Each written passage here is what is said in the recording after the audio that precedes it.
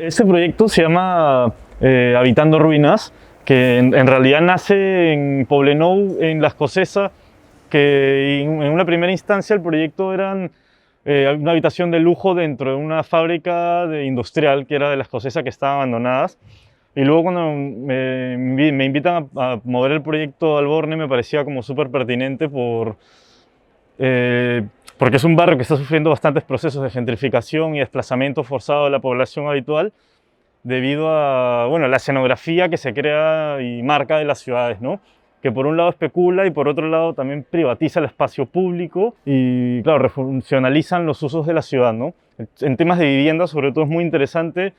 y por eso he construido estos módulos que son como de IKEA, que también evidencian que es todo muy falso y por un lado ejercen esta presión sobre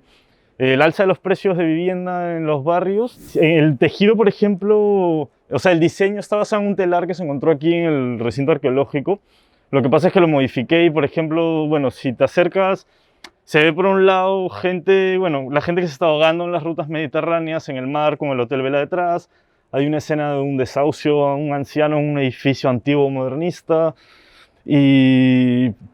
pues la clase especuladora dominante